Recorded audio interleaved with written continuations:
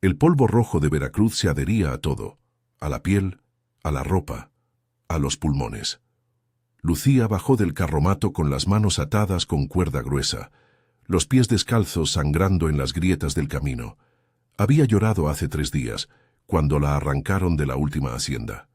Ahora no le quedaban lágrimas, solo sed, solo hambre, solo el peso muerto de 34 años vividos en servidumbre. La hacienda Morelos se alzaba como una bestia dormida contra el cielo de la tarde.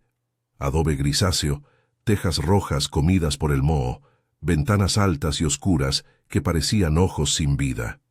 La casa principal ocupaba la cima de una loma erosionada. Alrededor se extendían los caseríos de los peones, las ruinas de los antiguos trapiches, y más allá, los campos quemados por el verano. Don Rufino Villaverde la esperaba en el porche sentado en una mecedora de cuero crudo.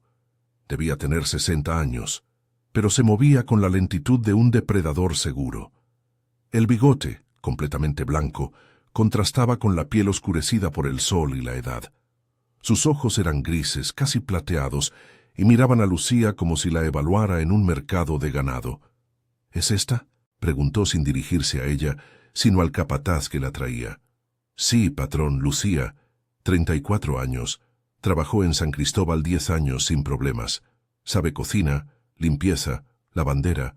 Es silenciosa, silenciosa. La palabra quedó suspendida en el aire caliente. Lucía sabía que era verdad. El silencio era lo único que la mantenía viva. Rufino se levantó lentamente. Caminó alrededor de ella sin tocarla, pero Lucía sintió sus ojos recorrer cada cicatriz, cada marca de hambre en su cuerpo. Respiró por la nariz. Olía a tabaco viejo y a algo más metálico, como el hierro oxidado. ¿Tienes hijos?, preguntó. Lucía tragó saliva. La pregunta era un puñal. Sabía que no debía responder con verdad. Los patrones no querían sirvientes con vínculos. No, patrón. La mentira fue perfecta, fría, sin vacilación. Rufino sonrió y eso fue peor que cualquier golpe. Bien, las que tienen hijos se vuelven peligrosas, se les ocurren ideas. Hizo una pausa. La cocina está en la parte trasera. Mi esposa, doña Catalina, te enseñará lo que necesitas saber. La ropa dormirás en el cuarto de sirvientes, junto a las otras 2. No hay hora de descanso. Cuando todos duermen, quizá puedas respirar. No era cruel en el tono, era algo peor, era indiferencia. Lucía era aire, era un objeto que habría pagado bien para que funcionara. Sí, patrón, murmuró. Los primeros días fueron un borrón de agotamiento. Lucía se levantaba antes del amanecer, cuando la hacienda aún estaba envuelta en una oscuridad azul que olía a polvo y a bestias dormidas. Iba a la cocina, donde doña Catalina le mostraba sin palabras qué había que hacer. La doña era delgada, con un cuello largo y piel cetrina. Sus movimientos eran precisos, casi militares. No hablaba con los sirvientes, los miraba y eso era suficiente. En la cocina trabajaban también Remedios, una mujer de 45 años con una cicatriz profunda en la mejilla izquierda, y Petra, una muchacha de 16 años de ojos asustados. Ambas evitaban cruzar palabras con Lucía. No era crueldad, era supervivencia.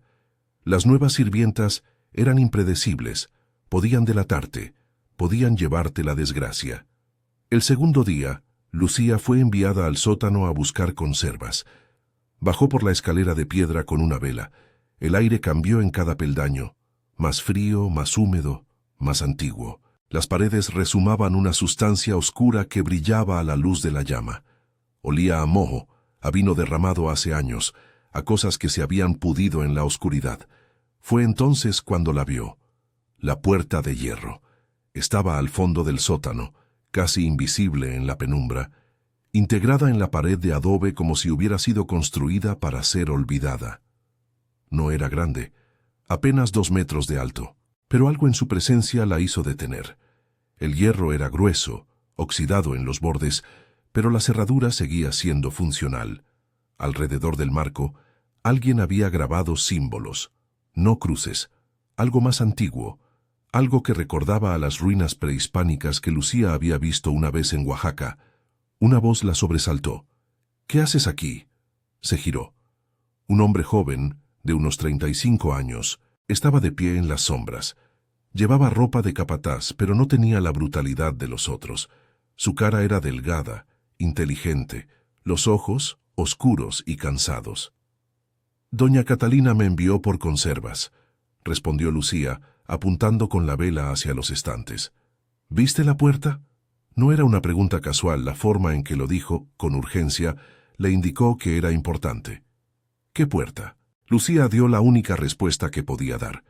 La supervivencia le había enseñado a no ver lo que no debía ver. El hombre la observó durante un momento largo. Luego asintió lentamente, como si aprobara su mentira. «Soy Gerardo. Soy el nuevo encargado de la hacienda. Y tú debes entender algo desde ahora. Hay lugares en esta casa que no existen. Hay preguntas que no deben hacerse. Hay puertas que permanecen cerradas por una razón». «Entiendo, patrón», dijo Lucía. «No me llames patrón. No soy tu patrón. Don Rufino es tu patrón. Yo solo. Trabajo aquí». Hizo una pausa. «Como tú. Ambos vivimos en el sótano de esta casa, ¿verdad? Solo que en pisos diferentes». Había algo en sus palabras que Lucía no comprendía del todo, pero reconoció el tono. Era complicidad. Era una advertencia disfrazada de solidaridad. Antes de que pudiera responder, Gerardo se dio la vuelta y desapareció en la oscuridad. Lucía metió las conservas en la canasta. Sus manos temblaban. Sabía que había visto algo que no debería haber visto. Sabía que existía una razón por la cual esa puerta estaba sellada, y sabía, por instinto puro de supervivencia, que la curiosidad en esa hacienda era veneno. Pero mientras subía la escalera, la vela proyectando sombras danzantes en las paredes de piedra, una pregunta se alojó en su mente como una espina. ¿Qué estaban ocultando los Villaverde? ¿Y por qué Gerardo había hablado con tanta extrañeza, como si él también guardara un secreto? Esa noche, en el cuarto de sirvientes, un espacio minúsculo con 3 catres y una pequeña ventana que daba al patio trasero, Lucía no pudo dormir. Escuchaba a Remedios roncar suavemente y a Petra susurrar oraciones en la penumbra.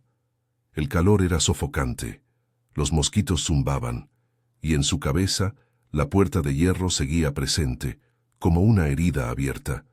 Pensó en sus hijos. Miguel tendría 19 años ahora. Margarita 17. ¿Dónde estarían? ¿Los vendieron juntos? ¿A qué hacienda? Estaban vivos. Hacía 10 años que no los veía. Hacía 10 años que alguien los apartó de sus brazos mientras ella gritaba. El patrón anterior le había dicho que era lo mejor. Los niños tenían oportunidades en otra parte. Ella debía estar agradecida de que al menos vivieran. Lucía había aprendido a respirar alrededor de ese vacío. Había aprendido a convertirlo en silencio, pero nunca desaparecía. Cada mañana se despertaba con él, cada noche se dormía abrazándolo. Ahora, en la hacienda Morelos, acostada en un catre que olía a sudor y a historias de otras mujeres rotas, Lucía se preguntó si su corazón seguía siendo capaz de latir sin ellos, si su voz seguía siendo voz, o solo era el sonido del viento moviendo cosas muertas. Al tercer día llegó el hijo. Arturo Villaverde tenía 30 años, pero parecía mayor. Su cara era pálida, casi translúcida, y sus ojos tenían ese brillo peculiar de quien fuma opio regularmente. Entró en la cocina mientras Lucía preparaba el desayuno, y ella sintió inmediatamente que algo estaba descompuesto en él. «¿Dónde está Remedios?», preguntó con voz pastosa. «En el lavadero, joven», respondió Lucía sin levantar la vista. Arturo se acercó a la mesa donde ella estaba picando verduras. Se quedó mirándola durante varios segundos. Lucía reconoció esa mirada. Era la de un hombre que busca algo en una mujer, pero no era deseo. Era algo más desgarrado, era reconocimiento, como si viera en ella un espejo de su propio sufrimiento. «¿Cómo te llamas?», preguntó. «Lucía, joven». «¿De dónde eres?». Lucía vaciló. Las preguntas personales eran peligrosas, pero la voz de Arturo no era amenazante, sonaba como la de un niño. «De Oaxaca, hace muchos años». «Oaxaca es hermosa», dijo Arturo. Luego, después de una pausa, ¿sabes lo que es vivir en una casa de mentiras, Lucía? ¿Sabes lo que es estar rodeado de gente y sentir que te asfixias? Antes de que Lucía pudiera responder, doña Catalina entró en la cocina. Su presencia fue como el cierre de una puerta. Arturo se alejó de inmediato. «Arturo, tu padre te espera en el despacho», dijo con una voz que no admitía réplica. El joven se fue sin mirar atrás, pero Lucía vio algo en sus ojos en el último momento. Una súplica, una invitación a comprender algo que no podía decir en voz alta. Esa tarde, mientras secaba platos en el patio trasero, Gerardo apareció junto a ella. Procedió con cautela, mirando alrededor para asegurarse de que nadie los viera. «¿Arturo te habló?», preguntó en voz baja. «Sí, me preguntó de dónde era». Gerardo asintió lentamente, como si eso confirmara una sospecha. «Arturo es enfermo. No de cuerpo, de mente y de alma, si es que eso existe. Los problemas de esta casa lo han destruido». Hizo una pausa. «Cuando beba o fume a veces dice cosas que no debería decir, cosas sobre lo que pasó aquí. Si alguna vez te cuenta algo, tú no escuchaste nada, ¿entiendes?» «Sí», respondió Lucía. «Es importante, Lucía, no porque te lo digo yo, sino porque tu vida depende de ello». Gerardo bajó la voz aún más. «Hay secretos en esta hacienda que la gente moriría por proteger, y hay secretos por los que la gente moriría también. Tú estás entre ambos, ten cuidado». Luego se fue, dejando a Lucía con un plato mojado en las manos y el corazón acelerado. Pasaron 3 semanas. Lucía aprendió los ritmos de la hacienda. Sabía cuándo don Rufino se levantaba, siempre a las 5 de la mañana, cuando doña Catalina inspeccionaba la cocina, nunca antes de las 8, y cuando Arturo dormía profundamente bajo los efectos del opio, entre las 2 y las 4 de la tarde. La casa tenía sus propias reglas silenciosas. Los sirvientes no hablaban entre sí. Los peones de los campos no se acercaban a la casa principal después del anochecer. Y nadie, bajo ninguna circunstancia, bajaba al sótano sin permiso explícito. Lucía cumplía con su trabajo sin quejarse. Cocinaba, limpiaba, lavaba. Desaparecía cuando era necesario.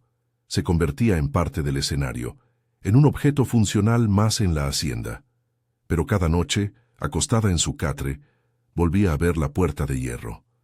Y cada día la curiosidad crecía. No era morbosidad, era algo más profundo. Era la sensación de que esa puerta contenía una respuesta a una pregunta que aún no había formulado. Como si todo lo que sucedía en la hacienda Morelos fuera una consecuencia de lo que estaba sellado detrás de ese hierro oxidado. Un domingo, don Rufino salió de cacería temprano en la mañana. Doña Catalina fue al pueblo para atender asuntos de la parroquia. Arturo estaba dormido en su habitación bajo la influencia del opio, y Gerardo había sido enviado a supervisar el trabajo en los campos lejanos. Lucía estaba sola en la casa.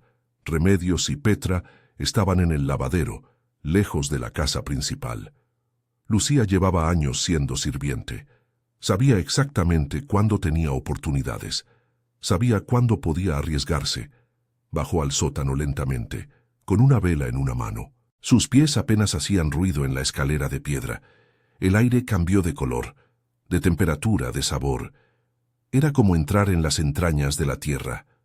La puerta de hierro estaba allí, exactamente donde la había visto hace 3 semanas. Pero ahora, bajo la luz de la vela, Lucía podía ver más detalles. Los símbolos grabados en el marco no eran prehispánicos. Eran letras, letras en latín. Se acercó, sosteniendo la vela más cerca. Las letras decían, Veritas lux mea. La verdad es mi luz. Alguien había grabado eso en el hierro. ¿Cuándo? ¿Hace cuántos años? ¿Cuál era su advertencia o su promesa? Lucía extendió la mano hacia la cerradura. Su corazón latía tan fuerte que casi no podía escuchar nada más. Un paso equivocado aquí, y su vida terminaría. Sabía instintivamente que abrir esa puerta sin permiso era una sentencia de muerte. Pero también sabía algo más. En las últimas 3 semanas había escuchado a Arturo llorando en la noche. Lo había visto vomitar bile al salir de la habitación de su padre. Había visto el miedo constante en los ojos de doña Catalina cada vez que don Rufino la miraba de una cierta manera. Esa puerta contenía la razón de todo el sufrimiento que impregnaba esa casa. Lucía estaba segura de ello. Tocó el hierro. Estaba frío, a pesar del calor de Veracruz.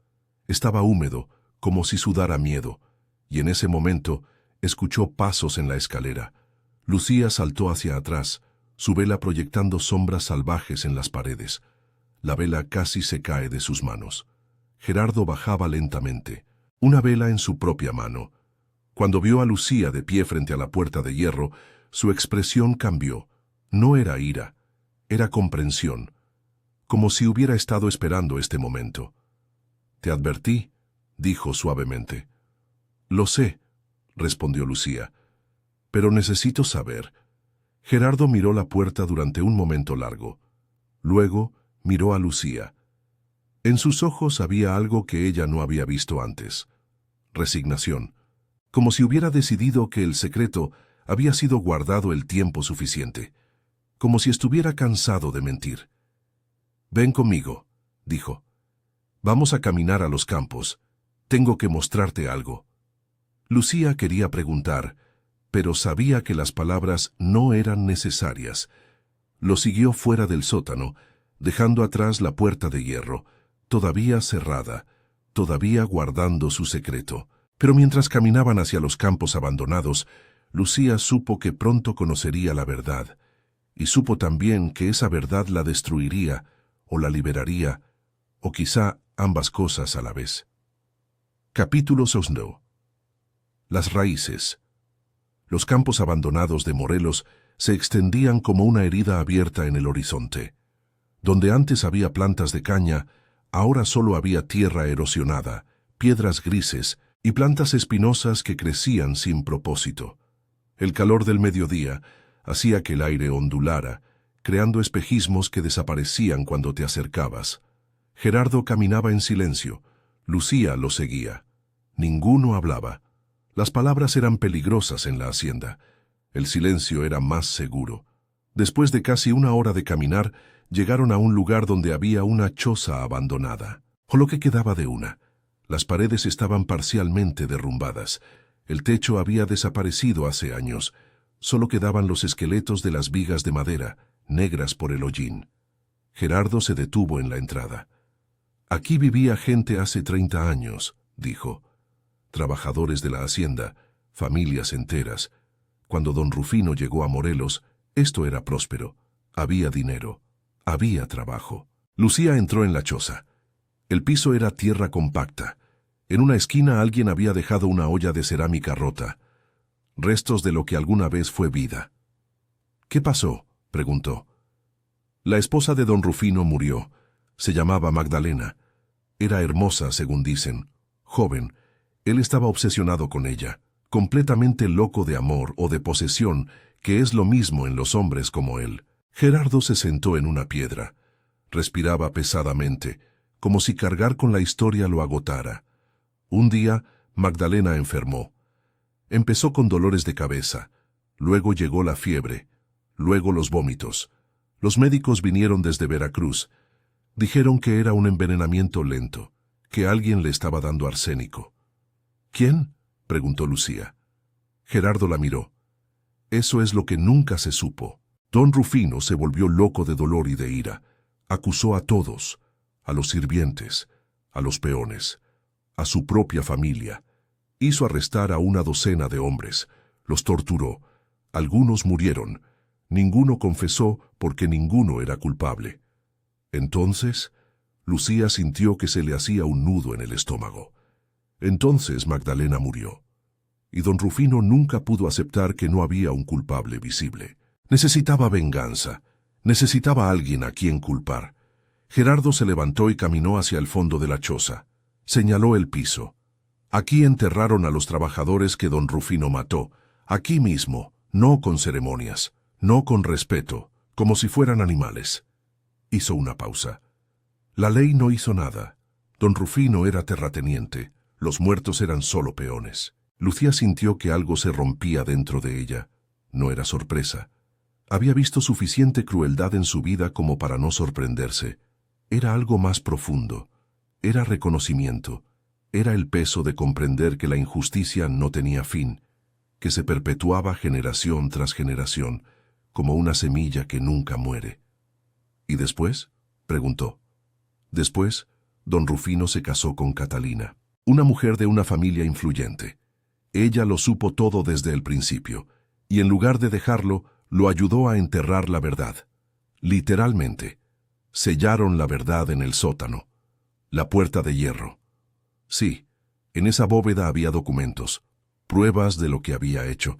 Don Rufino no pudo destruirlas, era demasiado cobarde, así que las encerró, y las enterró, y construyó una vida encima de esas mentiras, como si las verdades sepultadas no existieran. Gerardo caminó hacia donde Lucía estaba de pie. ¿Sabes por qué te cuento esto?, preguntó. ¿Sabes por qué rompí mi promesa de silencio? Lucía negó con la cabeza. Porque vi algo en ti cuando llegaste. Vi la misma mirada que tenía Magdalena, la mirada de alguien que ha sufrido sin saber por qué, la mirada de alguien que ha aceptado la injusticia porque no conoce otra cosa. Gerardo pausó. Y porque estoy cansado. He estado aquí 2 años, guardando ese secreto, siendo cómplice del silencio, y no puedo hacerlo más. ¿Qué quieres que haga?, preguntó Lucía. Nada, por ahora nada. Solo que sepas, solo que entiendas qué es lo que realmente ocurre en esa hacienda. Y cuando llegue el momento, y llegará porque estos secretos nunca permanecen enterrados, estés lista. Esa noche, Lucía no pudo dormir. En lugar de ello, se quedó despierta en su catre, sintiendo cómo el conocimiento recorría sus venas como veneno. Sabía ahora por qué Arturo lloraba. Su madre había sido envenenada por manos desconocidas, o quizá no desconocidas, quizá por su propia familia, en algún acuerdo tácito cuya verdad nunca sería pronunciada en voz alta. Sabía ahora por qué doña Catalina tenía esa frialdad en los ojos. Era la frialdad de alguien que había hecho un pacto con el diablo y ahora caminaba sobre brasas sin poder gritar. Y sabía ahora por qué don Rufino era como era. No era solo crueldad, era culpa. Era el peso del crimen enterrado bajo sus pies cada día, cada hora, cada respiro. Remedios estaba dormida. Petra murmuraba oraciones, y Lucía yacía en la oscuridad, sintiendo que algo fundamental había cambiado en ella. No era miedo, era claridad. Ahora veía la hacienda Morelos no como lo que era, sino como lo que ocultaba. Al día siguiente, don Rufino llegó furioso del pueblo. Alguien había estado hablando. Las habladurías circulaban. Personas estaban cuestionando el pasado de la hacienda. Lucía lo escuchó gritando en su despacho. Su voz era como el trueno que precede a una tormenta. «¿Quién?», gritaba. «¿Quién ha estado hablando?». Doña Catalina respondía con monosílabos. Su voz era un susurro. «Gerardo. Debe ser Gerardo». Lucía sintió que el corazón se le detenía. Sabía lo que pasaría a continuación. Don Rufino era muchas cosas, pero tolerable no era una de ellas. La traición, real o imaginada, resultaba en castigo. Esa tarde Gerardo desapareció. Simplemente no volvió. Uno de los peones dijo que lo había visto partir en su caballo hacia el norte, diciendo que tenía asuntos en otra hacienda. Lucía sabía que era una mentira conveniente. Sabía que don Rufino lo había expulsado, quizá con más que palabras. Las semanas que siguieron fueron un ejercicio de contención. Lucía realizaba su trabajo en silencio absoluto. Cocinaba, limpiaba, lavaba, desaparecía, pero todo había cambiado. Ahora, cada vez que miraba la casa, veía las fisuras. Ahora escuchaba las conversaciones entre las paredes y comprendía sus verdaderos significados. Ahora sabía que vivía en una tumba disimulada como hogar. Arturo bebía más. Su figura se volvía más translúcida cada día. Lucía lo veía a veces en los pasillos, mirando a la nada, como si buscara a alguien que ya no estaba allí. Una noche, mientras Lucía preparaba la habitación de Arturo, él entró. «¿Dónde está Gerardo?», preguntó sin preámbulos. «No sé, joven». «Miente, lo viste. Te lo conté todo, ¿verdad? Gerardo te contó sobre mi madre. Lucía no respondió. El silencio era más seguro. Arturo se dejó caer en la cama. Ella no estaba envenenada, ¿sabes? Dijo como si hablara para sí mismo. Eso es lo que quieren creer. Que fue un envenenamiento lento. Que fue una enfermedad. Pero no fue eso. ¿Entonces qué fue?, preguntó Lucía sin poder evitarlo. Arturo la miró con ojos vidriosos. Mi padre la mató de miedo. La asustó tanto cada día que su corazón finalmente se rindió. La vio con otro hombre. No fue nada, solo una conversación, y decidió que no podía permitir que le fuera infiel. Así que la vigiló, la controlaba, la humillaba. Cada día un poco más, hasta que algo en ella se rompió y nunca volvió a sanar. Lo siento, joven, dijo Lucía. ¿Lo sientes?, preguntó Arturo con una sonrisa triste. ¿Cómo podrías sentir lo siento por alguien que nunca conociste? Hizo una pausa. A menos que entiendas lo que es vivir bajo el pie de alguien más fuerte, a menos que sepas lo que es ser aplastado lentamente. Lucía sintió que la verdad la atravesaba. Él había visto algo en ella. Había reconocido en ella a otra víctima de la hacienda. Sí, dijo Lucía. Lo entiendo. Arturo cerró los ojos. Entonces ayúdame. Ayúdame a hacer que esto termine. Ayúdame a liberar a esta casa del peso de sus propias mentiras. ¿Cómo?, preguntó Lucía, aunque sabía exactamente lo que quería decir. Abre la puerta, la del sótano. Abre la puerta y deja que la verdad salga. Deja que todos vean lo que mi padre ha estado ocultando. Quizá entonces pueda descansar. Quizá entonces mi madre pueda descansar. Lucía no respondió, pero cuando salió de la habitación de Arturo esa noche, sabía que había llegado el momento de decidir. No podía permanecer en el silencio por más tiempo. La verdad era una bestia que exigía ser liberada, y ella era el único instrumento disponible para hacerlo. Pasaron 2 días más. Lucía esperó. Observó. Estudió los movimientos de la casa como si fuera un campo de batalla y necesitara comprender cada terreno. El tercer día, don Rufino anunció que iría a Veracruz por negocios. Sería un viaje de 2 días. Catalina iría con él. Arturo se quedaría en la casa, bajo el cuidado de los sirvientes. Lucía sabía que era su oportunidad, tal vez la única que tendría. Esa noche, después de asegurarse de que todos dormían, bajó al sótano. Llevaba una vela, pero también llevaba algo más. Un documento que había encontrado escondido en los efectos personales de Gerardo, olvidado cuando fue expulsado. Una carta dirigida al prefecto del estado, nunca enviada. En ella Gerardo describía con precisión los crímenes de don Rufino, los nombres de los muertos, las fechas, las pruebas guardadas en la bóveda. Lucía había memorizado cada palabra. Sabía que abriría esa puerta, la verdad estaría allí, esperando. Se acercó a la puerta de hierro. Esta vez no vaciló. Sus manos estaban firmes, su mente estaba clara. Intentó la cerradura. Estaba cerrada con llave, por supuesto. Pero Lucía había crecido entre sirvientes. Había aprendido los trucos para forzar cerraduras cuando la desesperación lo requería. Tomó un clip de metal de su cabello, un accesorio raro que había ganado trabajando extra años atrás, e introdujo cuidadosamente en la cerradura. Giró. Sintió que algo cedía dentro. La puerta de hierro se abrió lentamente, chirriando como si protestara contra ser removida de su sueño de 30 años. Adentro había una bóveda, un espacio de apenas 3 metros de ancho pero profundo. En las paredes estaban las pruebas, documentos, diarios, registros de compras que no tenían sentido, pagos a médicos privados, a funcionarios de la ley, a enterradores, y en el centro de la bóveda una caja de madera. Lucía abrió la caja. Adentro había botella de vidrio. Contenían polvo blanco, arsénico, el polvo que había sido usado para matar a quién sabe cuántas personas. Lucía extendió la mano, pero en ese momento escuchó voces desde arriba. «¿Lucía? ¿Dónde estás?» Era Arturo, y no estaba solo. Lucía rápidamente salió de la bóveda. Pasó el clip nuevamente a través de la cerradura para cerrarla. No era perfecto, pero desde la distancia parecería cerrada. Cuando llegó a la escalera, Arturo estaba de pie en lo alto de los peldaños, con una vela en la mano. Su expresión era confusa. Detrás de él apareció la figura de doña Catalina.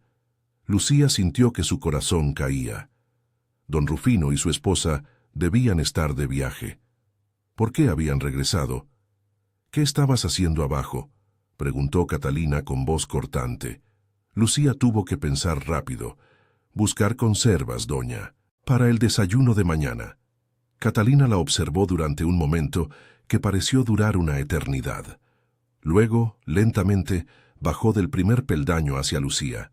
Su presencia era como una cuchilla afilada. «Eres una mentirosa», dijo suavemente.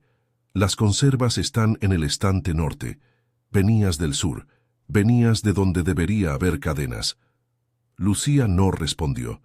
No había respuesta segura. «Mi esposo sospechaba de Gerardo», continuó Catalina. «Así que volvimos temprano para vigilar, para ver si alguien más estaba contaminando la paz de esta casa con sus preguntas malditas». Catalina levantó una mano. En ella sostenía un pequeño cuchillo de cocina. «Ahora subirás a tu habitación», dijo, «y mañana serás vendida a una hacienda en Oaxaca, una donde la gente no dura mucho, una donde las preguntas terminan rápidamente». «Ella fue a la bóveda», interrumpió Arturo, su voz quebrada. «Vio la puerta, sabe la verdad». Catalina giró para mirar a su hijastro. «Calla», ordenó. Pero era demasiado tarde. Los ojos de Arturo habían visto algo en la expresión de Lucía, y en ese momento algo cambió en él. La bebida, el opio, la culpa que cargaba. Todo convergió en un acto de desafío final. Arturo tomó el candelabro de la pared y lo lanzó hacia Catalina. No fue un golpe certero, pero fue suficiente para desestabilizarla. Ella cayó de la escalera, emitiendo un grito. «¡Vete!», gritó Arturo a Lucía. «Ve y abre la puerta. Que el mundo lo vea». Lucía no pensó. Solo actuó. Bajó corriendo a la bóveda. Rompió la cerradura nuevamente y comenzó a sacar documentos. Los metió en una bolsa que había encontrado. Cuando subió nuevamente, Arturo y Catalina estaban luchando en la escalera. Catalina sangraba por la cabeza. Lucía corrió a través de la cocina, hacia la puerta trasera. Podía escuchar el caos en la casa, gritos, vidrio rompiéndose, el sonido de personas despertándose. Corrió. No sabía a dónde, pero sabía que tenía que llegar al pueblo. Tenía que llegar donde el prefecto. Tenía que poner los documentos en manos que pudieran hacer algo con ellos. La noche era completa. El polvo de Veracruz se levantaba con cada paso, y en sus manos llevaba la verdad guardada durante 30 años. Capítulo 13. El Revelación. El pueblo de Morelos dormía cuando Lucía llegó, cubierta de polvo y sangre que no era la suya. Las calles de tierra estaban vacías. Las casas de adobe estaban oscuras. Solo las velas en la iglesia permanecían encendidas, como ojos que nunca dormían. Lucía sabía dónde encontrar al prefecto. Había trabajado en la casa de la hacienda durante lo suficiente para escuchar conversaciones sobre los lugares donde se tomaban decisiones. El prefecto vivía en una casa grande, no tan grande como la de don Rufino, pero lo suficientemente grande para indicar poder. Lucía tocó a la puerta. Esperó. Tocó de nuevo. Más fuerte. Una criada abrió, con los ojos confundidos por el sueño. «¿Quién eres?», preguntó. «Necesito ver al prefecto. Es urgente. Es sobre la hacienda Morelos, sobre crímenes». La criada miró a Lucía como si viera a un fantasma. Pero antes de que pudiera cerrar la puerta, una voz masculina llamó desde adentro. «¿Quién es?». El prefecto apareció poco después. Era un hombre de unos 50 años, con bigote gris y ojos que parecían capaces de descifrar cualquier mentira. Pero cuando vio a Lucía, sucia, asustada, suplicante, algo en su expresión cambió. «Entra», dijo. La prefectura fue una tormenta de actividad. El prefecto leyó los documentos de Lucía bajo la luz de una lámpara de aceite. Conforme pasaba cada página, su expresión se oscurecía. Cuando terminó, se quedó sentado en silencio durante varios minutos. «¿Quién eres tú?», preguntó finalmente. «Una sirviente de la hacienda Morelos. Me llamo Lucía. Tenía hijos una vez. Me los quitaron. como le quitaron todo a los hombres que mataron allí. El prefecto asintió lentamente. Esto es grave, extremadamente grave. Hizo una pausa. Rufino Villaverde tiene amigos en lugares altos, amigos que podrían hacer que esto desaparezca. Lo sé, respondió Lucía. Por eso vine con pruebas, y por eso vine también con testigos. El prefecto levantó la cabeza. ¿Testigos? Gerardo, el anterior encargado de la hacienda. Él sabe todo. Y Arturo, el hijo de Villaverde, él también sabe la verdad. Lo que sucedió después ocurrió en Ondas. Primero, el prefecto envió soldados a la hacienda Morelos. Los encontraron en caos. Arturo estaba en su habitación, semiconsciente después de haber bebido una botella entera de mezcal. Catalina estaba en el suelo, con la cabeza golpeada, sangrando pero viva. Don Rufino aún no había regresado. Fue en ese momento que los rumores comenzaron. Las historias viajaban de casa en casa, de pueblo en pueblo. Los secretos guardados durante 30 años comenzaron a infectar el aire de Morelos como una plaga. Habían muerto hombres, habían sido enterrados en los campos. Los registros lo probaban. Y detrás de todo estaba el hombre más poderoso en la región, Rufino Villaverde. Don Rufino llegó a la hacienda al atardecer del día siguiente. Encontró soldados en el patio, encontró su despacho sellado, encontró a su esposa bajo vigilancia y encontró la bóveda abierta. Lucía lo vio cuando fue traída de vuelta bajo custodia. Lo vio bajar del caballo lentamente, como si sus piernas no pudieran sostener su peso. Lo vio mirar la casa como si fuera un edificio desconocido. Su poder se había desvanecido. El silencio se había roto. La verdad, después de 30 años, había emergido. «Tú», dijo cuando vio a Lucía. «¿Fuiste tú?» «Sí», respondió ella sin miedo. «Fue yo». «¿Sabes lo que has hecho?», preguntó, su voz conteniendo una ira que parecía volcánica. «Sabes que acabas de condenar a una ciudad. Sin la hacienda Morelos, sin el dinero que genera, cientos de personas quedarán sin trabajo. Como quedaron sin vida los hombres que mataste», respondió Lucía. «Como quedaron sin padres sus hijos, como quedé yo sin mis propios hijos». Don Rufino abrió la boca como si quisiera hablar, pero no salieron palabras, solo aire, solo el sonido del silencio finalmente, irrevocablemente roto. El juicio fue breve, los documentos eran concluyentes, los testimonios de Lucía, de Gerardo, quien fue encontrado en una hacienda cercana y traído bajo protección del prefecto, de Arturo, cuyas confesiones, aunque incoherentes, corroboraban los hechos, eran demasiado contundentes para ignorar. Rufino Villaverde fue condenado a cadena perpetua. Doña Catalina, como cómplice, fue condenada a 20 años. Arturo fue liberado bajo la condición de que obtuviera tratamiento para su adicción al opio. La hacienda Morelos fue confiscada. El dinero que Rufino había acumulado, gran parte del cual provenía de la explotación sistemática de trabajadores, fue devuelto, en su mayor parte, a las familias de los hombres que había matado. Lucía fue ofrecida dinero, una compensación por su sufrimiento, pero lo que realmente pidió fue diferente. Pidió que la ayudaran a encontrar a sus hijos. Capítulo 4. El silencio después. Miguel y Margarita fueron encontrados en una hacienda en Chiapas. Habían sido vendidos la misma noche que se separaron de su madre. Miguel ahora era un hombre de 19 años, con la espalda encorvada por el trabajo. Margarita era una joven de 17 años, con los ojos vacíos de quien ha visto demasiado sufrimiento. Cuando se reencontraron con Lucía en Veracruz, ninguno de los tres pudo hablar. Solo pudieron sostenerse mutuamente, como si el acto de tocarse fuera la única forma de confirmar que era real, que habían sobrevivido, que la injusticia, aunque no podía ser completamente reparada, finalmente había sido reconocida. Lucía usó su compensación para comprar un pequeño restaurante en el puerto de Veracruz, nada lujoso, un lugar donde los trabajadores podían comer comida caliente a precios justos, donde el silencio no era una virtud forzada, sino un regalo elegido, donde las historias, todas las historias, podían ser contadas sin miedo. Miguel trabajaba en la cocina, Margarita atendía a los clientes, y Lucía, Aunque sus manos nunca dejaron de temblar de vez en cuando, finalmente comenzó a vivir nuevamente. Gerardo eventualmente dejó Morelos, pero antes de partir visitó a Lucía en su restaurante. «Gracias», dijo simplemente, sentándose en una mesa en la esquina, «por hacer lo que yo no pude hacer, por tener el coraje que yo perdí». «No fue coraje», respondió Lucía, trayéndole un plato de comida. «Fue desesperación. La desesperación hizo que lo hiciera».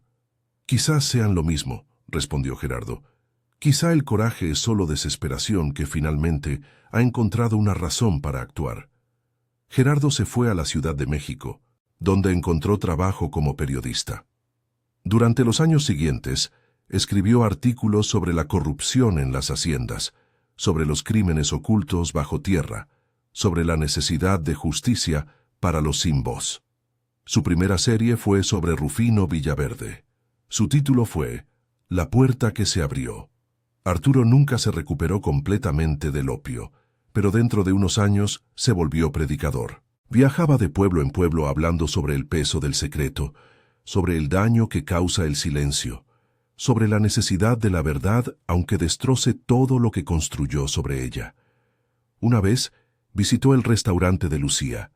Se abrazaron como hermanos. Ambos habían perdido a sus madres a la crueldad de alguien más. Ambos habían sido marcados por la hacienda Morelos. ¿Alguna vez arrepentiste haberlo hecho?, preguntó Arturo. ¿Haberlo revelado todo?